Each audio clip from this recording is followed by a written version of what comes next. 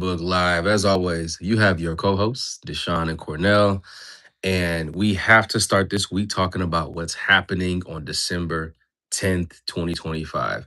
If you haven't been watching the news, or if you haven't been, tracking on your social media, the thing that everyone is talking about right now is the potential Fed rate cut on December 10th, which is happening this week, and it is supposed to rock the market. All right. Um, they've done two rate cuts already this year. So this would be another rate cut of 0.25%. The current Fed interest rate is 3.75 to 4.0. We know that the Fed interest rate is usually a range of 0.25%. Their plan is to cut it, or the intent or the expectation is to cut it by another 0.25%, which will bring the Fed interest rate to 3.5 and 3.75. Cornell, what are your thoughts on this kind of end of the year Fed rate cut, big decision? What are you expecting to happen with the stock market? What do you think is going to happen? And then we, yeah, we got to talk about that, man. Go ahead. So, when it comes to the Fed rate cut, I know a lot of people worried about us not being ready to do rate cuts. But if he actually does it, I know that it does make borrowing easier for companies and things of that sort. So, I see the stock market being bullish, man. So, of course, that would be good for me in the short term. But I wonder, like, how all of this is going to affect us long term because I don't know. It seems like everything is all of our principles, all of our foundation, like it's going into the gutter. Like he's doing the most spending out of anyone, and Yeah. it's funny because like when you think about conservatives, they're trying to spend less, and they said that Joe Biden was doing a whole lot of the spending, but it seems like this man is throwing money everywhere. Yeah. So I just wonder, like, I wonder where the economy is going to go if we're just inflated in this giant bubble and then it's just going to pop in, say, next year or the year after. I don't see the stock market doing this well for a extended period of time, Hmm. especially with the economy in shambles. I Yeah. don't get it. Well, they keep talking about the government's last ditch effort or last ditch plan to kind of wipe away a lot of the debt. They did the same thing when they took the US off the gold standard, right? Like when they stopped comparing the US dollar to gold, they did that because they essentially wanted to erase or increase the value of their dollar. They wanted to have the the the power to control what the dollar was worth, right? And not base it off of things like gold. They wanted gold to be based off the dollar. And I feel like right now we are in what it seems like an irreversible situation, given what can be done legally now. But they change the rules, right? They change the rules every day. So I feel like we're going to see some crazy movement next year, potentially see something that we've never heard of before. I feel like they might use cryptocurrency to try and erase or wiggle out or just change what the actual $1 trillion debt looks like that the U.S. has. But I think part of that is to ensure that we have a bolstering workforce economy, right? You're talking about companies like Nvidia, Apple, Microsoft, Google, who want to do more innovation, who want to do more exploration, and they need money to do it as well, right? And people who want to invest in these companies also need money. So with the Feds cutting the rate or potentially cutting the rate on December 10th, it makes money cheaper for everyone. You're talking about being able to borrow money at a quarter of a percent less than what you would have been able to borrow. A lot more people are going to say, I want to take out a loan. I want to take out a loan. Um, and I think that that's the goal, right? The The Fed is basically saying we need money to be cheaper. So they're turning on, or they're turning down the Fed interest rate, making it more accessible um, for individuals, for investors. So now people will be able to borrow money and kind of turn on that go button when it comes to innovation, exploration, and just, I mean, we know how the AI race is going. Everyone wants to be the first one that has AGI on their docket. Everyone wants to be the first one to have the most innovative artificial intelligence. And you need money to do that. You need money to purchase um, power. You need money to purchase facilities that are going to house things like cloud data. And all of that comes down to how much can we get with the minimum amount that we need to spend. So that is where I think the Fed is like, we see where the economy is going. We know that the companies are going to be needing to borrow money. We know that investors are going to be needing to borrow money. So we're going to decrease the interest rate. And I think, like you said, it's going to make the market see higher highs, at least initially. I think by Wednesday this week, we're going to see a lot of green in the market. That's what it's poised to be, right? That's what people are expecting. Um, yeah, So we just got our first $5 trillion dollar company, right? Nvidia. Well, it's not sitting at that right now, but it's just the fact that it hit it, yeah. right? How much higher do you feel like this can go before we have a major correction? Like, yeah, we just had a correction about 10, 15%, cool. But realistically, how much higher can this go? And see, what people are saying is that, back with the .com bubble, there was no real value. So, the pullback was warranted. Here, they're saying that there's real value, all right? But I get it. I just with I see AI advancing. I see the companies doing well and everything, but with the economy not doing as well, especially like the people in the lower income level, it seems like they're doing worse and worse as things get more and more expensive. And Yeah. like, how much longer can the stock market really increase? I feel like the stock market, I mean, the stock market doesn't really have a ceiling. It hasn't had one in existence. It's constantly surpassed its higher highs. I mean, we've seen multiple higher highs just this year with different companies. I think that with the introduction of AI, we've seen a rapid increase in higher highs because of the amount of productivity that companies can now do at a way faster rate. I think if anything, it'll be an emotional correction. I'm not sure if a um like a dot com bubble or a real estate crash is going to happen. I mean, you learn from history. I doubt that we make the same real estate mistake.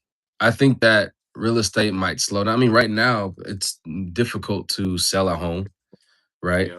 Homes are expensive, rent is expensive, but I don't think it's at a point like 2008 where people are taking out loans that are like balloon loans that are going to double in 5 years and then they can't afford it. I mean, people are definitely like missing mortgage payments, getting foreclosed on the homes, but that's always been the case. Um, I don't know if we're gonna see a level like we did in 2008 because it was a lessons learned, right? That's the whole point. Same thing with the dot com bubble. Um, they say that history doesn't repeat itself, it rhymes. And I agree with that. But I also think that we learn from history and we avoid making those same mistakes that put us where we were back then. So I think that the correction might happen, honestly, it might happen with age. People who've been investing in these companies who are retiring and who don't need the money to sit in the stock market anymore, there might be a massive shift of boomers who say, I want to pull all my money out the stock market. Maybe. But I don't see anything right now that just says, at least not in the next 10 years, that says we're going to reach the peak of AI and AI is going to pop or crash. I mean, it's we're creating more and more innovation, and now we're transitioning from AI to what is becoming almost this age of robotics, right? AI was computer based, we can do stuff, but now we're turning AI into actual physical things that can move around, and that's like the tip of the iceberg. You know what I'm saying? So I don't know. I think that as we've seen the stock market in history, there are going to be pullbacks, but I don't know if there's going to be like a major event that happens that causes a pullback, and we might just keep seeing small pullbacks like we did in 22. Right? It was just a correction. It was a corrective year, but or I forgot what year It it was. It was might have been just a time 21. period. That was just the fourth quarter. The market was fine in 2022 until that fourth quarter. And then it just Right. went to, and I Right. wanted to go back to the foreclosures, man. Like, so yeah, there's always been foreclosures, but this year they're saying that there was a jump in foreclosures, 32% from the previous year Oh, wow. Okay. in completed foreclosures. So that's not like Mhm. it was in process and the person paid the taxes or paid their mortgage and got the house Yeah. back. Like this, these are completed foreclosures.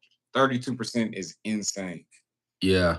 I think that's the effect of COVID, though. When the interest rates were so low, people were buying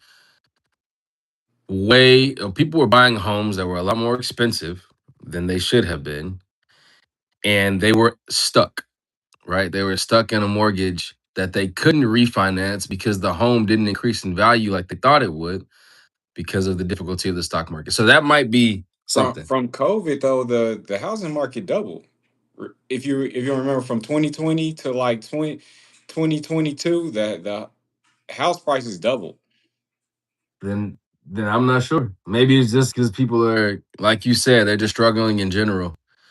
I just know I've seen, well, it might not have been the year of 2020. Maybe it was shortly after, but people were purchasing homes that were extremely expensive, like way more expensive than normal. And you look back at the price of those homes compared to now, and they might have increased slightly. But yes, from 2020 to like 21, that was an insane amount of of equity that went into multiple homes. Yeah. So yeah, it I mean, when you say that, I mean, I don't know. That's true. Is it just that it's more difficult to pay for life? Like is it just more expensive now? You That's know what my I mean? thoughts. That's my thoughts, man. And Yeah. I know there's supposed to be like less aids. I don't really know firsthand when it comes to like the aid that's being given from the government, but I think that could probably play a role. Yeah. Or because weren't there like cuts to SNAP, or is that not a thing anymore? I mean, that was temporary. The cuts to SNAP only happened because of the government shutdown. And they paid out half of the SNAP benefits for 1 month. But I think since the government opened back up, that went back to normal, like for December. Okay. Yeah, I believe so. Um, One thing that a lot of people were talking about too was UBI, or Universal Basic Income. You've heard of that? I have not. So essentially, UBI is basically you don't have to work. Everyone gets a monthly paycheck to survive. You Was can that work like if you want communism? to. Is that the definition of communism? I think communism, like everybody owns. I guess that's a little different. Communism is Yeah. like the community owns everything, and it's not No, it's like not the community owns everything. It's the community pretty much owns nothing. And you are surviving based off of the money that the government is giving you. You know what I mean? Yeah. yeah. That's called UBI. And people are talking more and more about that. Like I've been listening to talks, like Elon Musk will go on stage and he'll talk about UBI and say jobs are going to become something that will not be required. Money will be given to everyone, and everyone will have to live a moderate life. If they want more, they can work, but they won't have to. Um, Is that and that, realistic? hmm, Do you feel like that's realistic? I think in some countries they actually do that. I don't know how realistic it'll be for a country like the United States. It sounds like something out of a sci-fi movie, if I'm being honest with you. Like it reminds me of Ready Player One, or there was this TV show I watched where they were in space and money didn't matter. and all that mattered was the amount of work that you did, or like the the service that you did. That's what kind of made you more of a higher status. But money was just null and void because you can create anything at the blink of an eye. Go ahead. I'm saying, Oh yeah. So yeah, I mean, I think that we have a very interesting couple of years coming up for sure. Um with speaking well, also with speaking of the rate cut, part of the reason was because of the job market, right? We're seeing so many layoffs, people losing their jobs. Is that because of AI? Is that because companies are tightening their budget?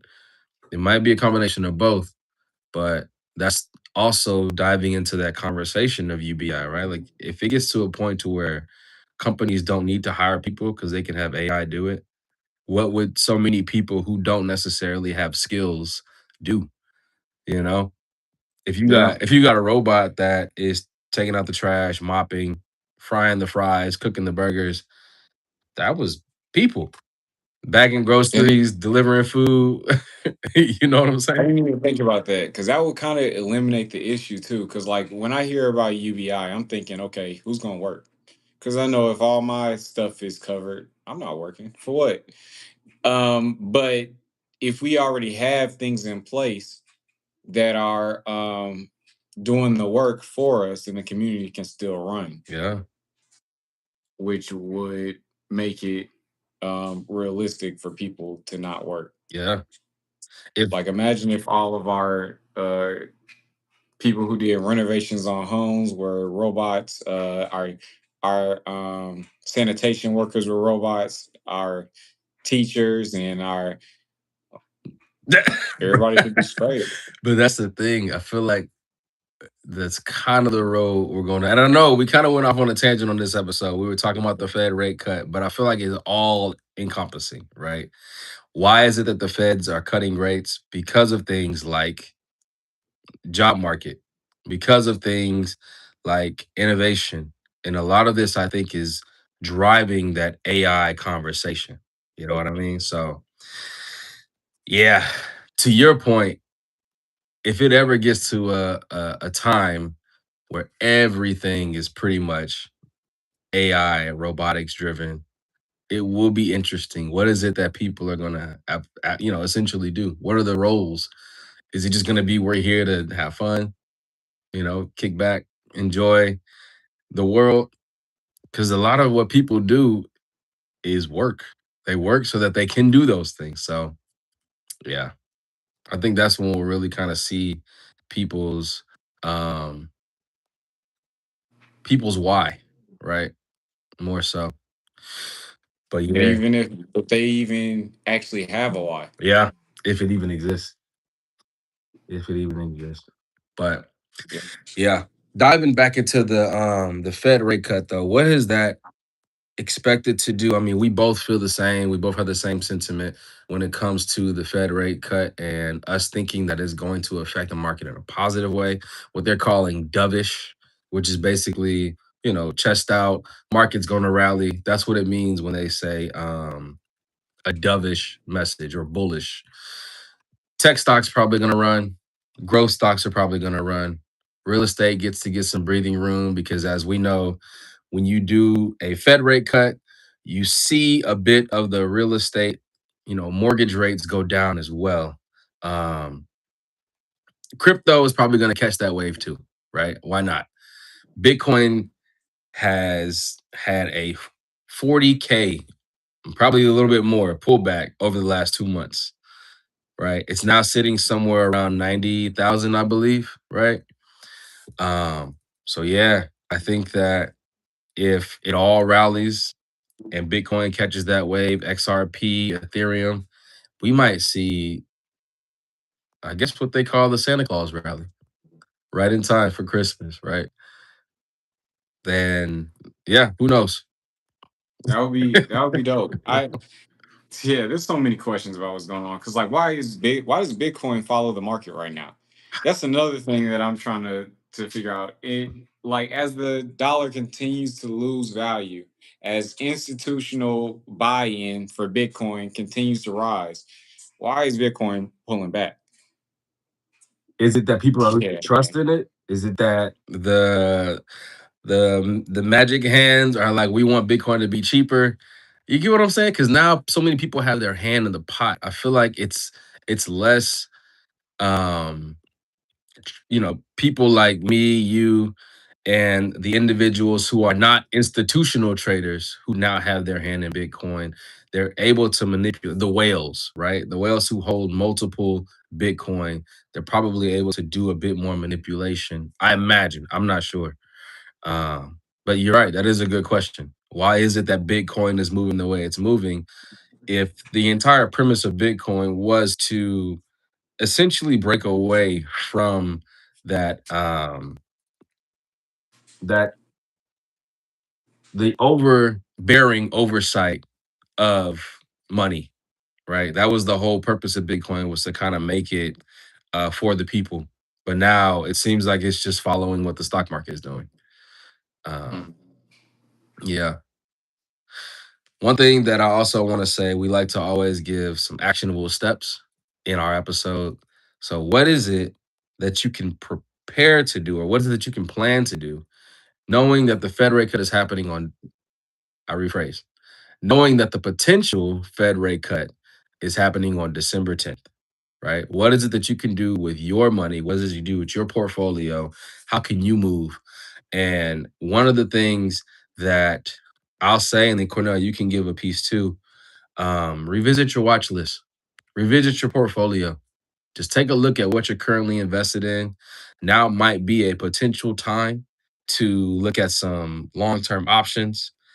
We have seen, what is it? What do you say, like a 10% pullback in the market since its highs.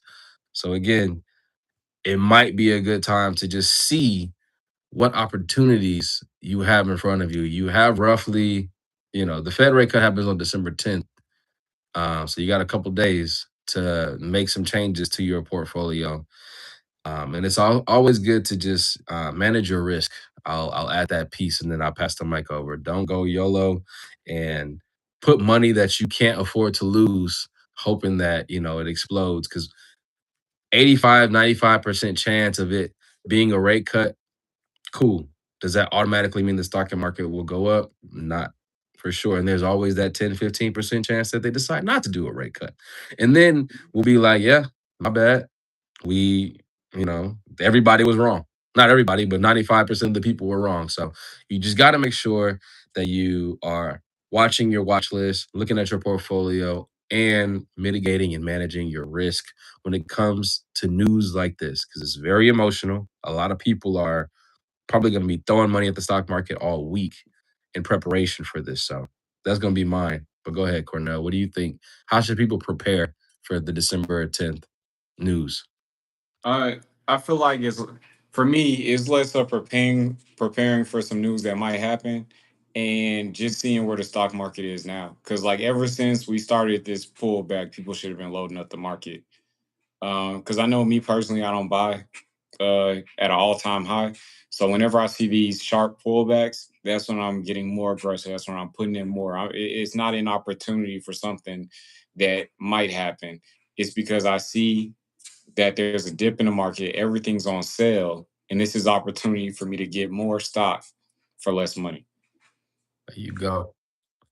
And I mean, the news is not novel, folks. I mean, the recommendations we're giving is not novel.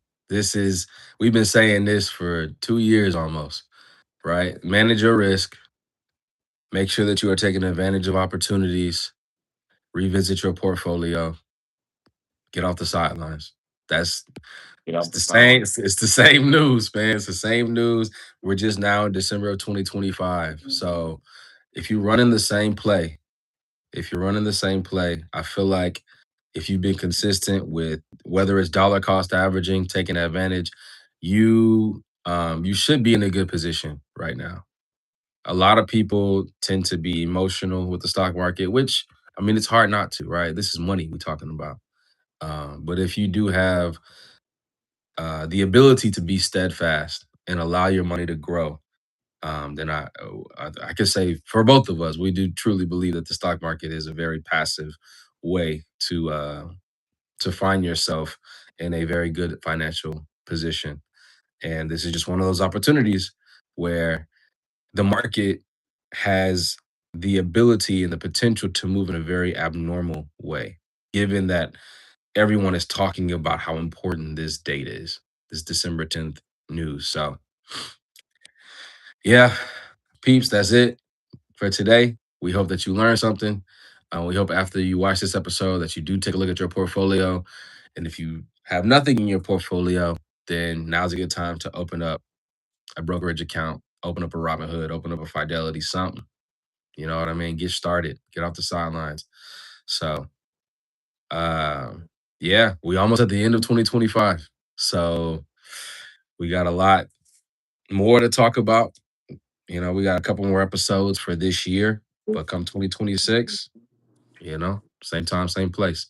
Cornell, what you got for him before we go? Nothing. I think well said, man. Let's keep it going. Let's finish the year off strong, and let's come in with intentional goals for 2026. There you go. There you go. Appreciate you all for tuning in. As always, we love y'all. We're gonna catch y'all next week. Peace. Peace.